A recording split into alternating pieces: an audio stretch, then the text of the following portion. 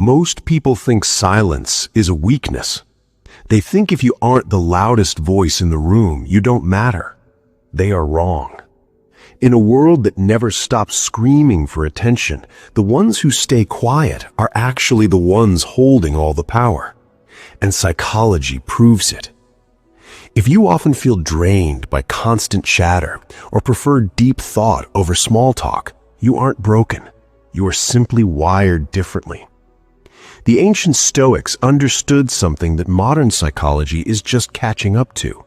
They knew that true strength doesn't come from noise, it comes from within. Today, we are going to look at 5 specific phrases that introverts use, often without even realizing it, that align perfectly with Stoic philosophy. These aren't just words, they are signs of a powerful, self-sufficient mind. We live in a society that is obsessed with extroversion. From the moment we are in school, we are told to participate more, to raise our hands, to be the center of attention. If a child sits quietly in a corner, teachers worry. If an employee keeps their head down and works, bosses wonder if they are team players. We have created a culture where silence is treated like a problem that needs to be fixed. And because of this, many introverts grow up feeling like imposters. You might feel like you have to put on a mask every time you walk out the door. You force yourself to smile, to laugh at jokes you don't find funny, to engage in conversations about the weather just to fit in. It is exhausting. It drains your battery until you have nothing left. But here's the real issue. It's not just about being tired, it's about losing yourself.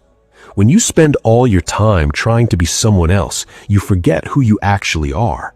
You disconnect from your own nature. The Stoic philosopher Seneca once said, "It is not that we have a short time to live, but that we waste a lot of it." How much time are we wasting trying to be loud when we were built to be deep? The problem isn't your silence. The problem is the world's inability to understand it. But psychology suggests that introverts possess a unique cognitive advantage. While others are reacting to every little thing around them, introverts are observing, processing, analyzing. This ability to step back is exactly what the Stoics practiced. Let's dig deep into the 5 phrases that reveal this hidden power. These are things you might say to yourself or others, and they prove you are living by an ancient wisdom. I need time to think about that. In a fast-paced meeting or a heated argument, this phrase feels illegal. Everyone wants an answer right now. We value speed over accuracy. We reward the person who has a quick comeback, not the person who has the right answer. But when an introvert says, "I need time to think about that," they are practicing the Stoic discipline of assent. The Stoics believed that we should not simply react to our first impression of things. We should test them. We should wait. Epictetus taught that we shouldn't let vivid impressions knock us off our feet. We should say, "Wait a while. Let me see what you are and what you represent." Psychologically, this is called inhibiting the prepotent response. It means you don't just blurt out the first thing that comes to mind. You pause. You let your brain catch up. Extroverts process information while they are talking. Introverts process information before they speak. When you use this phrase, you are protecting your mind from error. You are refusing to be rushed into a bad decision by social pressure. It shows you value truth more than you value looking smart in the moment. In a world of hot takes and instant reactions, taking time to think is a revolutionary act. It preserves your peace. Phrase number 2. I am happy staying in tonight. How many times have you felt guilty for saying this? Your friends are going out, there's a party, there's a networking event, and you just want to be home.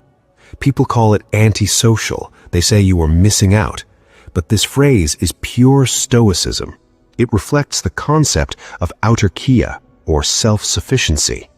A Stoic is happy with their own company. They don't need a crowd to feel valid. They don't need constant entertainment to avoid boredom. They are content within themselves. Blaise Pascal, a philosopher and mathematician, famously said, "All of humanity's problems stem from man's inability to sit quietly in a room alone." Think about that. Most people are terrified of being alone because they are terrified of their own thoughts. They need noise to drown out the anxiety. When you say you are happy staying in, you are saying that you are your own best friend. Psychology backs this up. Introverts tend to have high levels of internal stimulation. You don't need the dopamine hit of a loud bar because your inner world is already rich and interesting. You are not hiding from the world, you are engaging with yourself. This ability to be alone without being lonely is a superpower. It means you are free. You aren't dependent on others for your happiness. Phrase number 3. I prefer deep conversation. Small talk is the enemy of the introvert. How about this weather? Did you see the game? It feels like chewing on cardboard. It serves a social function, sure. It bridges gaps between strangers. But to an introvert, it feels fake. It feels like a waste of breath. You crave substance. You want to talk about life, death, the universe, why we're here, what makes us tick. This aligns with the Stoic pursuit of wisdom. The Stoics didn't care about gossip or trivialities. Marcus Aurelius, the emperor of Rome, constantly wrote to himself about focusing on what matters. He said, "Waste no more time arguing about what a good man should be. Be one." He didn't have time for fluff. Psychologically, introverts are drawn to meaningful interaction. Your brain rewards you for depth, not breadth. You would rather have one conversation that changes your life than 20 conversations that change nothing. When you say you prefer deep conversation, you are filtering your reality. You are setting a boundary. You are telling the world, I'm here for the real stuff. This scares some people. Real intimacy, real vulnerability is frightening, but you are willing to go there. You are looking for the signal in the noise. This makes your relations fewer, perhaps, but far stronger. You build bonds that can withstand storms, not just fair weather friendships. Phrase number 4.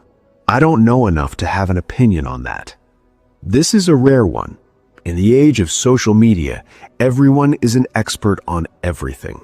You're expected to have a strong stance on politics, economics, health, and celebrity drama all at once. If you don't have an opinion, people think you are ignorant or apathetic. But introverts often stay quiet during these debates. They listen, and if asked, they might admit they don't know. This is the Stoic virtue of humility and truth.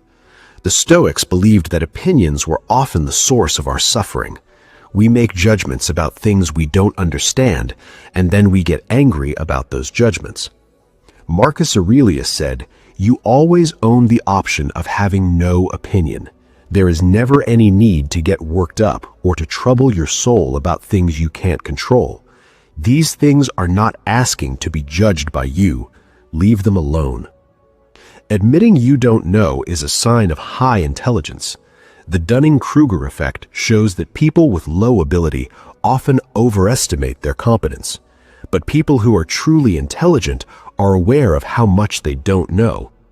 When you use this phrase, you are refusing to clutter your mind with half-baked ideas. You are keeping your mental space clear.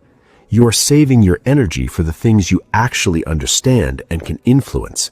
It is a sign of immense confidence. You don't need to pretend to be smart.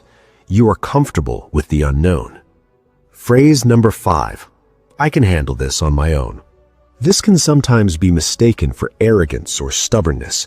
People might think you don't trust them. And while it is true that we all need help sometimes, this phrase comes from a deep place of self-reliance.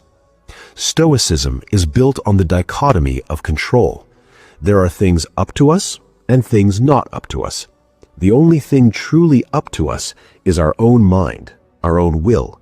Relying too much on external things or other people sets us up for disappointment. Introverts are naturally self-reliant. Because you spend time alone, you learn to solve your own problems. You learn to soothe your own emotions. You don't immediately reach for the phone to vent when something goes wrong. You sit with it. You process it. Psychology calls this internal locus of control. People with an internal locus of control believe that they are responsible for their own success and failure. They don't blame luck or other people. They look in the mirror. When you say, "I can handle this," you are affirming your own agency. You are taking responsibility for your life. It is the ultimate statement of adulthood. It doesn't mean you will never ask for help. It means you are not helpless. You are the captain of your ship. So, what does all this mean?